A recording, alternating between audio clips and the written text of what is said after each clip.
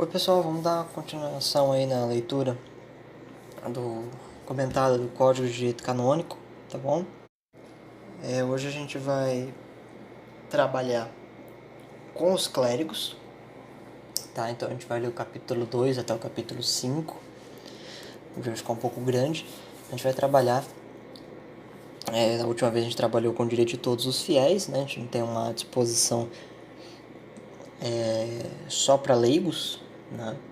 Tem disposições gerais que valem para leigos e clérigos e a disposição específica que vale só para os clérigos, né? Então os clérigos respeitam a disposição geral e mais uma parte especial da qual os leigos não se presta atenção, não se assiste isso, porque já implica cargos eclesiásticos, não é isso? Então o capítulo 2 ele vai trabalhar sobre a adscrição ou incardinação dos clérigos, tá bom? O que seria uma incardinação? Vamos começar pelo termo inicial, para a gente não ter... não ficar despercebido sobre o assunto que vai ser trabalhado. Então, esse capítulo vai trabalhar sobre incardinação. O que seria uma incardinação? Tá? Primeiro com o raiz aí de cardo, cardial, cardinação, né? Isso vem do latim, tá bom? Então é cardis, tá? Que significa eixo. Os cardeais funcionam como eixos, tá? Não à toa, a conclave deles gera uma votação, né? A causa da formação da conclave, na verdade, para se escolher o Papa, né? Então eles que escolhem o Papa. As pessoas votam nessa pessoa. Por exemplo, o Papa Francisco foi escolhido pela conclave, o colégio de cardeais, né? O termo correto seria conclave, tá? Mas qual que é a diferença disso para concílio? Concílio é uma reunião de cardeais, por exemplo, pode ser só com cardeais, mas é uma reunião formada pelo Papa, convocada pelo Papa. Tá? A conclave é uma reunião também de cardeais para se escolher o Papa. Então, quando a sé fica vacante, né, um Papa morre ou renuncia, a sé fica vacante, não tem um Papa ali, tá bom? E aí se reúne para escolher o Papa. Às vezes demora muito, às vezes não. Em alguns momentos da história da igreja houveram anos de sé vacante. Né? Existe aquela teoria, de certa forma histórico-teológica, que é embebida por uma minoria dentro e fora da Igreja Católica, né, da sé de vacantismo, né, que a sé está vacante desde o Concílio Vaticano II, ou desde o Bento XVI, ou desde o João Paulo II, e por aí vai, tá? Não vou entrar muito nesses méritos. O que acontece é o seguinte: uma incardinação, ou que é de incardinatio, ou excardinação, uma excardinatio, tá? Significa precisamente o seguinte: é o ato de colocar um padre, por exemplo, alguém com cargo eclesiástico, mas pode ser um diácono, pode ser um arcidiácono, pode ser um bispo, um arcebispo, etc, etc, etc, numa paróquia específica, tal que essa pessoa com esse cargo eclesiástico não faz parte desta paróquia, tá bom? Ou desta diocese, tá? Então, você vai trabalhar com três campos: diocese, paróquia, diocese e arquidiocese, tá bom? Paróquia, por exemplo, paróquia de Batatais. Diocese, Franca. Arquidiocese, São Paulo. Tá? Aí as transferências de países, isso aí é uma outra coisa, a gente vai ver depois. É outra pegada, tá? Mas antes de pensar nessa transferência de um cara que sai da Romênia e vai para a Rússia, não, vamos pensar em território nacional, tá? Então, uma incardinação é o ato de pegar esse cidadão de uma paróquia, diocese ou arquidiocese e transferi-lo para outra paróquia, diocese ou arquidiocese. A excardinação é o movimento oposto, é a retirada desse padre, tá bom? Desse bispo, o que quer que seja. E aí tem duas situações possíveis na excardinação. Na excardinação, ou o padre vai ser transferido para uma outra paróquia, de uma mesma diocese, uma mesma arquidiocese, ou de uma outra diocese, ou de uma outra arquidiocese. ele vai continuar trabalhando, ou vai ser um padre acéfalo. Ah, quer dizer que ele não tem cérebro? Não, é entre aspas. Quer dizer que ele vai ficar vago, ele não vai ter uma paróquia fixa. Por exemplo, o padre Fábio de Mello, mais conhecido como padre Fábio de Mello, não tem uma paróquia fixa. Tá? O Marcelo Rossi, que é uma conhecida minha chamada de Marcelo Horse, eu não sei se hoje ele tem paróquia, mas durante um bom tempo, quando ele fez bastante sucesso, ele não tinha uma paróquia fixa. Tá? Ele era um padre acéfalo ou um padre vago. Eu prefiro falar vago porque quando você fala que o cara é acéfalo, parece que está xingando o cidadão. No caso do padre Fábio de Mello, eu falo que é um padre com uma atribuição acéfala, mas eu já faço para ofender ele, né? Já tem uma outra conotação. Tá? Então, tendido incardinação, vamos estudar isso. Tem outros dois termos que aparecem, tá? Uma prelação, uma prelatura, tá bom? Que é o ato da substituição, tá? Onde um padre formado pode exercer o cargo, receber uma prelação para exercer o cargo na paróquia onde ele reside, onde ele nasceu, o que quer que seja.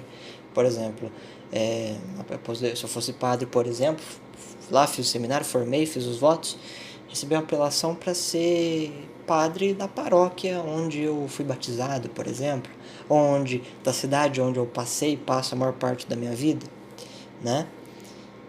E uma prelazia, tá? A prelazia é uma reunião que é feita, tá bom? Para se rearranjar a posição dos sacerdotes. Geralmente os sacerdotes, bispos e arcebispos costumam ficar mais tempo. Então as prelazias são mais demoradas, demoram muito para acontecer, tá? O dos padres geralmente acontecem de 4 em 4 anos, tá bom? Tem como decidir que não vai ser feito um arranjo, aquele padre não vai ser trocado completo os 4 anos, ele vai permanecer na paróquia por tempo indefinido? Sim. Ou por um tempo estabelecido, você vai ficar mais 3 anos. Aí depois de 3 anos faz uma nova prelazia, né? E aí nessa prelazia ele pode ficar mais tempo, ele pode... Sim, é tudo possível. Ele pode ficar ou ser transferido, tá bom? Tá? São reuniões que são feitas quando dá o tempo, ele é convocado, o padre é convocado a comparecer na diocese numa data e um horário a combinar, e é feita uma reunião, né? Às vezes se decide a permanência do sujeito, às vezes se decide a transferência, tá? E leva-se em consideração a opinião do sacerdote também, se ele ainda tem interesse de ficar, se ele prefere trocar e coisa do gênero. Mas há forças maiores que pedem, mesmo contra a vontade do sacerdote, que ele fique ou se transfira, tá bom? Então esses são os conceitos básicos aí que você vai precisar, tá bom? Se a gente aparecer algum outro termo novo, a gente para e comenta, tá? Mas vamos lá. Cânone 265. Todos os clérigos devem estar incardinados ou em alguma igreja particular, ou prelatura pessoal, ou em algum instituto de vida consagrado, ou sociedade dotada dessa faculdade, de tal forma que de modo nenhum se admita clérigos acéfalos ou vagos, tá bom? O Código de Direito Canônico proíbe, tá bom, estritamente a existência de eclesiologia acefálica, tá bom? Então, ele tem que estar numa paróquia, diferente dele, ele tem que estar na mesma paróquia que a dele, ele tem que estar numa pastoral consagrada, ele tem que estar no instituto de vida consagrado, ele tem que estar numa sociedade cristã, ele tem que estar num monastério, ele tem que estar em alguma coisa da igreja católica. Ah, mas e esses padres famosos aí que não estão? Brasil, né? O Brasil foi formado por 3 instituições, maçonaria, exército e igreja católica. Conseguiram avacalhar com os 3.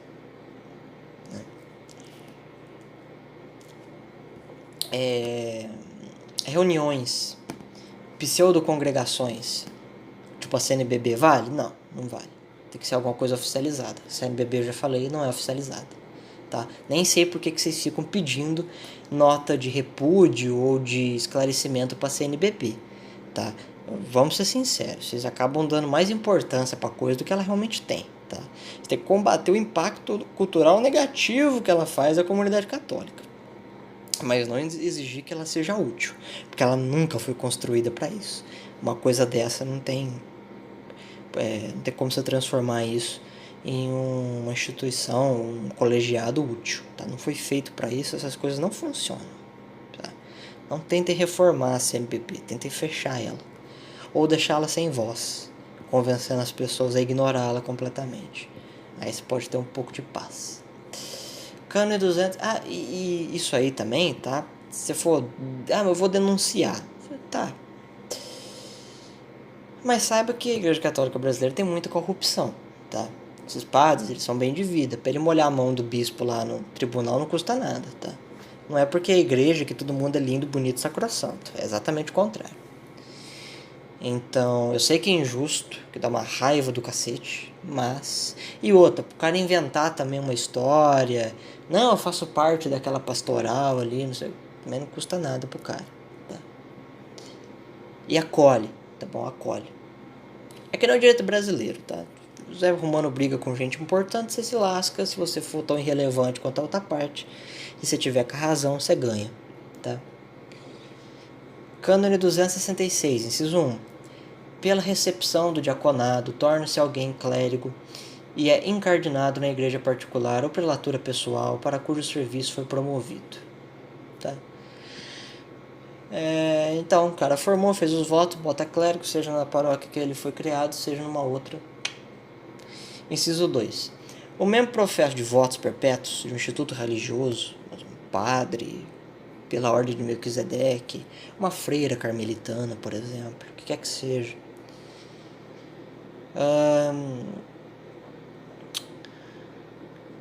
Ou incorporado definitivamente numa sociedade clerical de vida apostólica, pode ser uma noviça, por exemplo, pela recepção do diaconado, incardina-se como clérigo no respectivo instituto ou sociedade, a não ser que no concernente às sociedades as constituições dispõem outra coisa, tá bom? Então o que significa isso? O cara se instala num instituto religioso, faz ali uma ordem religiosa dentro da Igreja Católica, ele faz um voto perpétuo ali de serviço a Deus, automaticamente ele já se instala ali, tá bom? Já é uma instalagem automática, a não ser que tenha algum empecilho, mas é a instituição que tem que avisar, fala, esse cara não pode ficar aqui muito tempo, ou ficar aqui para sempre, por diversos motivos, seja motivo de verba,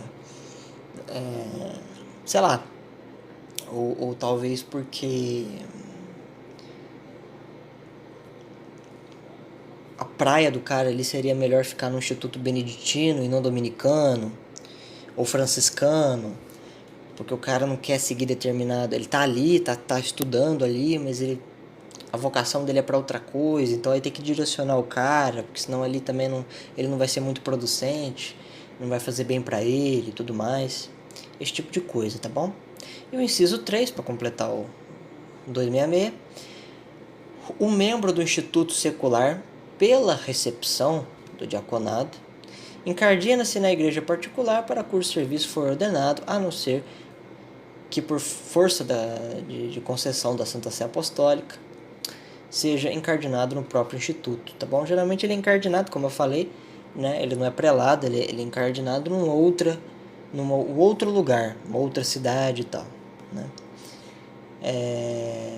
Mas nos institutos costuma-se prelar primeiro para depois incardinar, tá bom? Porque o instituto ali, ele costuma ser mais enclausurado mesmo, né? E as funções eclesiásticas que habitam esses institutos costumam ser funções muito enclausuradas, né? Elas são medievais, por assim dizer.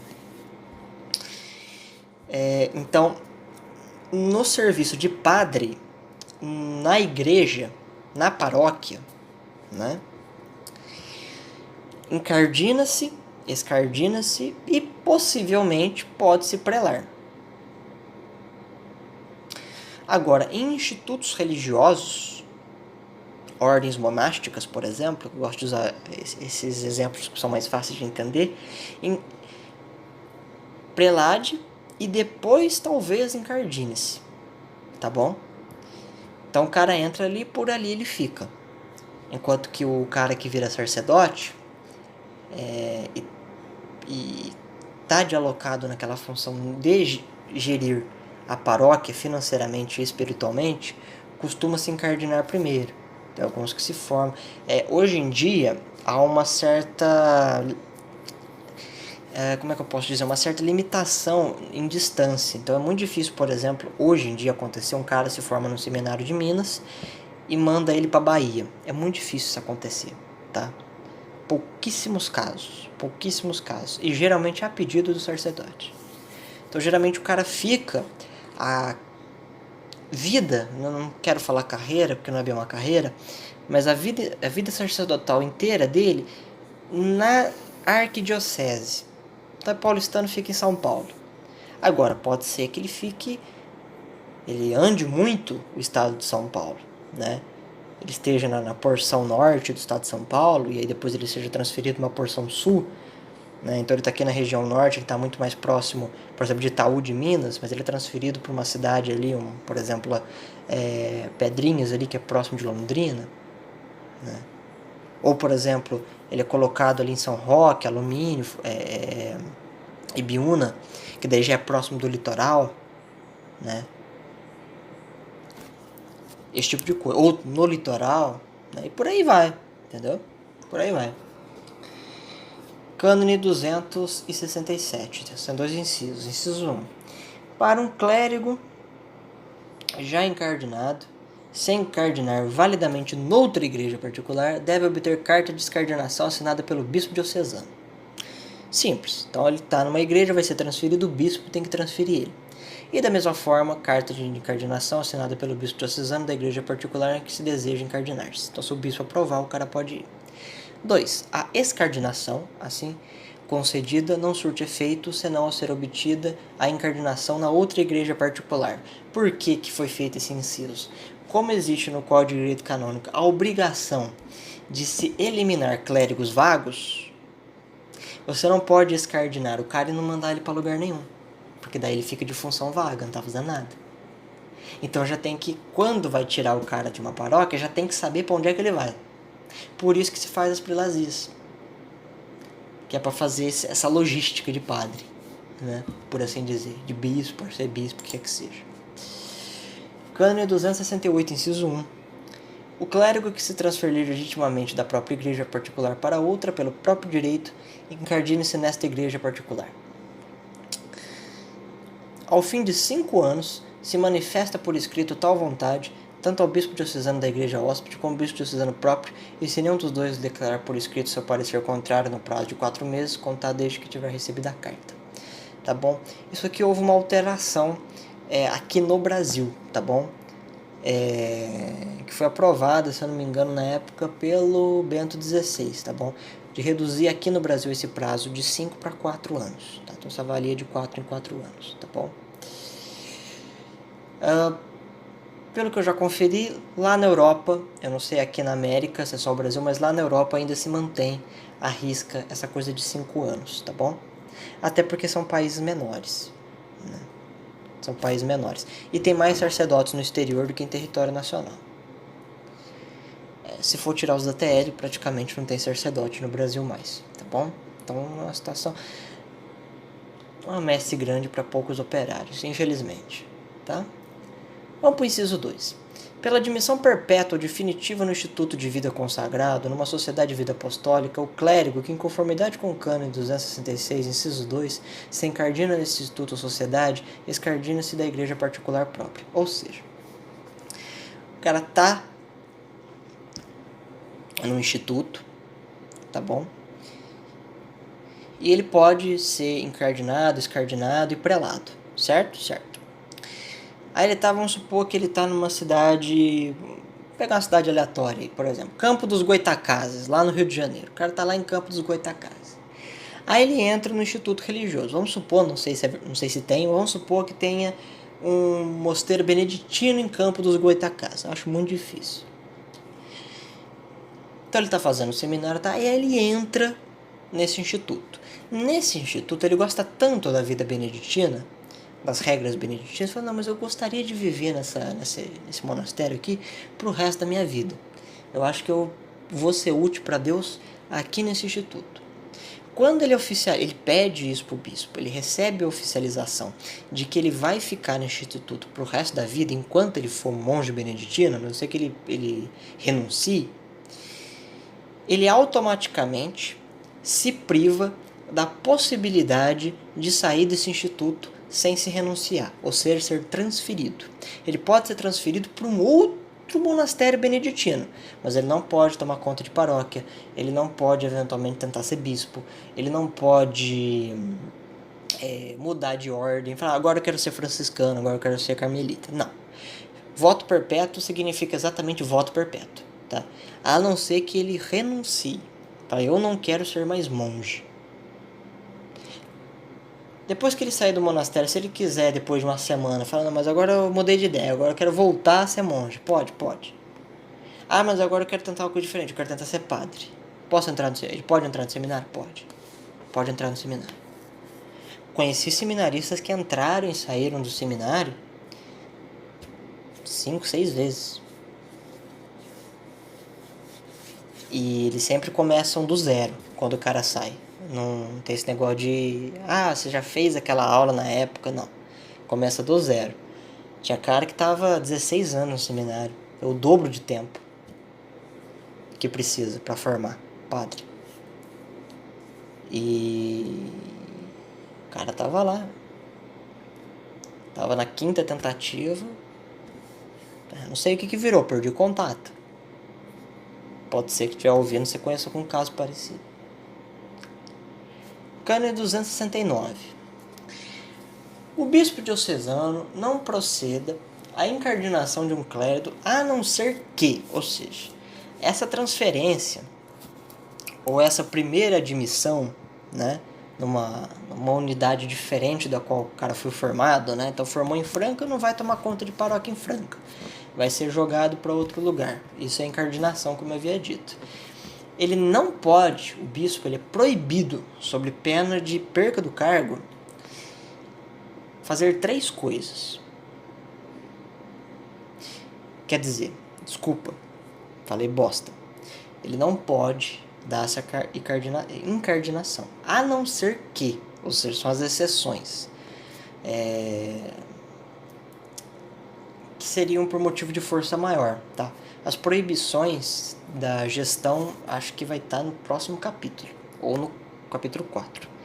Isso aqui está falando das exceções, são 3 exceções. A primeira, a necessidade ou a utilidade da sua igreja particular o exija, ressalvadas as prescrições do direito relativas à honesta sustentação dos clérigos. Então, às vezes, precisa de um padre numa cidade a 30 km de distância. Tem esse cara aqui, vamos ter que mandar ele para lá. 2. Lhe conste, por documento legítimo, que foi concedida a escardinação e recebida do bispo diocesano escardinante, sobre o segredo, se for necessário, informações oportunas sobre a vida, os costumes e o estudo do clérigo. Tá bom? Então, por exemplo, o cara é da diocese de Ribeirão Preto. Tem diocese de Ribeirão, diocese de Franca. Padre lá, que tá numa cidade ali, Sertãozinho, por exemplo, que faz parte da diocese de Franca. Foi escardinado. Só que não tem espaço para ele naquela diocese. Vai ter que mandar ele para uma outra diocese, mas que está dentro da arquidiocese, porque ambas cidades ficam no estado de São Paulo. Ele vai ter que mandar uma documentação para o bispo da diocese de Franca, para o bispo poder avaliar, né, se ele pode ser encaixado em algum lugar nessa outra diocese. Aí, se não for, aí tem que procurar outra diocese e assim por diante. Em último caso, uma outra arquidiocese, ou seja, um outro estado. E em último caso, que é extremamente impossível, um outro país, tá? Que não vai acontecer porque, como eu disse, a messe é grande e poucos operados. Sempre tá faltando padre por aí. E a parte 3, né, a terceira seção, é que o clérigo declare por escrito ao mesmo bispo diocesano que quer dedicar-se ao serviço da nova igreja particular segundo as normas do direito. Então tem que haver a comunicação desse padre escardinado e possivelmente incardinante com o bispo da incardinação. Tá bom? Um diálogo entre 3 pessoas, na verdade, o bispo escardinante, o padre escardinado e possivelmente incardinante e o bispo incardinante, tá? Essas partes vão ficar um pouco mais confusas, tá? Qualquer coisa, volta o vídeo, vê de novo, vê a definição que eu passei no começo do vídeo, porque aquelas regrinhas mais chatinhas só que agora a gente vai começar a mexer no interior do livro. E a gente não tá nem no primeiro quarto do livro ainda. Não chegou nem na página 100 ainda. Desculpa. Capítulo 200, Cânone 270. A excardenação só pode ser concedida licitamente por causas justas, como são a utilidade da igreja ou o bem próprio do clérigo. Não pode ser negada a não ser que existam causas graves. É, porém, permitido ao clérigo que se julgue agravado e tenha encontrado um bispo que o receba apresentando recurso contra a decisão. Sim. Eu já ouvi falar de alguns casos assim. O cara tá na paróquia, mas é um povo muito difícil de lidar. E é um povo que maltrata muito esse clérigo e atrapalha o andamento. Essa igreja pode ser desconsagrada e todo mundo excomungado? Pode. Já aconteceu na história, faz muito tempo que isso não acontece, tipo, sei lá, uns 100 anos mais ou menos. Ou um pouco menos, na verdade, acho que faz uns 60, 70 anos que uma paróquia não é desconsagrada, tá? Isso é muito raro, mas pode acontecer. Só que hoje em dia tem aquela política mais de parcimônia, de ser mais cuti-cuti. Então não se faz muito isso, tá? Por exemplo, a paróquia da minha cidade provavelmente seria desconsagrada, teria sido desconsagrada muitas décadas atrás, tá?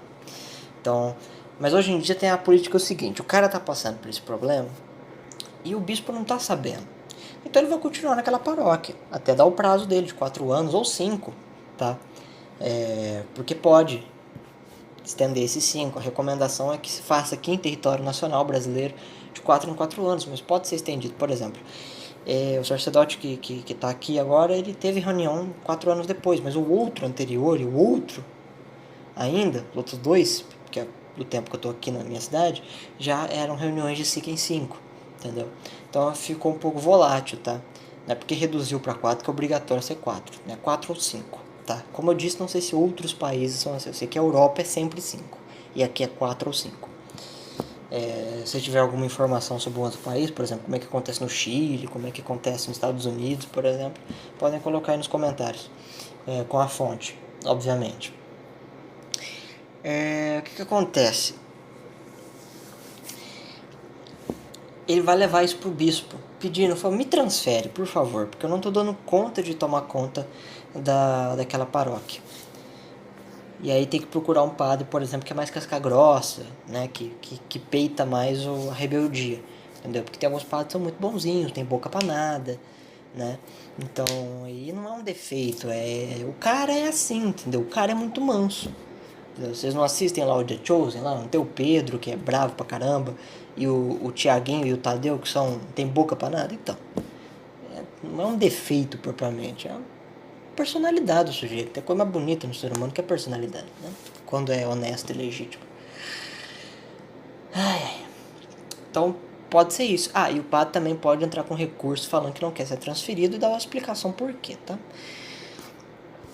Isso aí cabe tudo recurso no tribunal eclesiástico. Cânone 271, inciso 1. Fora do caso de verdadeira necessidade da igreja particular própria, o bispo diocesano não nega licença de transferência aos clérigos que saibam estarem preparados e considere aptos a irem para regiões que sofram de grave falta de clero, a fim de aí exercerem o ministério sagrado.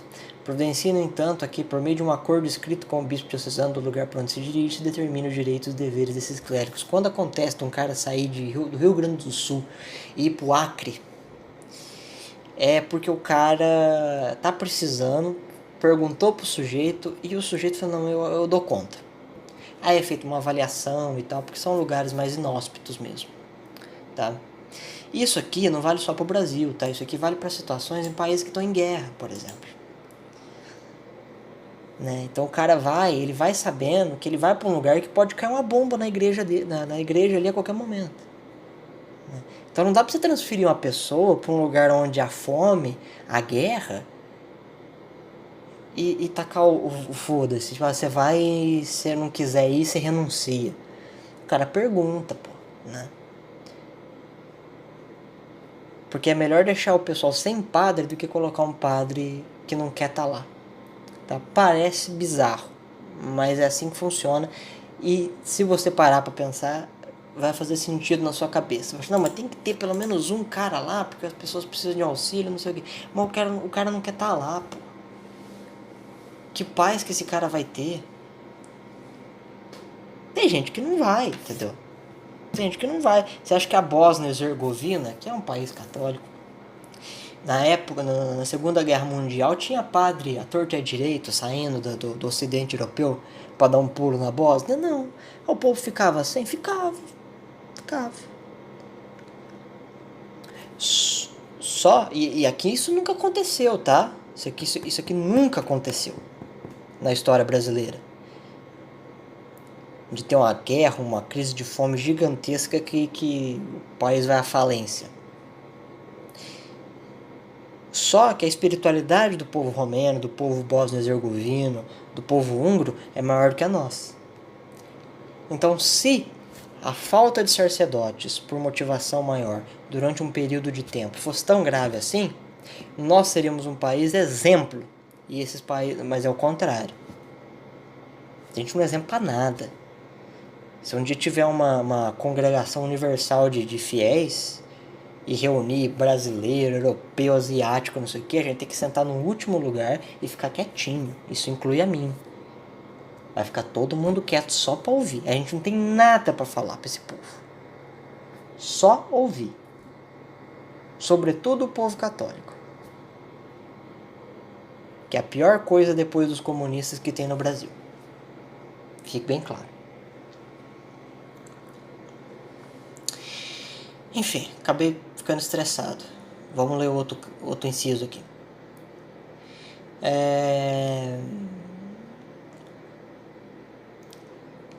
Onde é que eu tô, meu Deus? Eu li o inciso 1 só, né? É isso. Vamos ao inciso 2. O bispo diocesano pode conceder licença aos seus clérigos para se transferirem para outra igreja particular por prazo indeterminado, mesmo várias vezes renovável, mas de forma que esses clérigos continuem encardinados na sua igreja. E ao regressar a esta, gozam dos mesmos direitos que teriam se nelas tivesse exercido o sagrado ministério. É aquilo que eu falei, tá? O cara fala prelazia, tá bom? E fala, pô, você já ficou o prazo que geralmente fica, mas a gente avaliou aqui, não sei o que, e seria bom que você continuasse. Você tem interesse de continuar? Tem. Então, estica mais o prazo, tá? Indeterminado, determinado. Você vai ficar mais 3 anos. Depois você sai. Ó, você vai ficar mais 2 anos, 3 anos, aí você volta aqui e a gente conversa de novo. Ou você vai ficar mais um tempo, não sei quanto, e aí quando eu achar necessidade de marcar a reunião, eu marco. Pode ser daqui a 1 ano, pode ser daqui a 5, pode ser daqui a 10, tá? Teve um padre aqui na década de 90 na minha cidade, eu não morava aqui, não era nem nascido ainda. Mas ele ficou, acho que 12 anos. 12 anos. Na época ainda tinha aquele padrão de 5 em 5. Então ele fez 5 anos depois, o cara revogou por mais 5. E depois revogou por mais 2. E aí ele foi transferido. Só que daí ele virou bispo. E foi pro Nordeste. Acho que é da Diocese de Salvador. Eu não sei se ele é bispo ou arcebispo. Eu não tenho certeza se ele toma conta da Bahia inteira ou só da capital. Dom Ângelo. Grande Dom Ângelo. Inciso 3. O clérigo que legitimamente se transferir para outra igreja particular, permanecendo encardinado na sua própria, pode ser chamado por justa causa pelo bispo diocesano,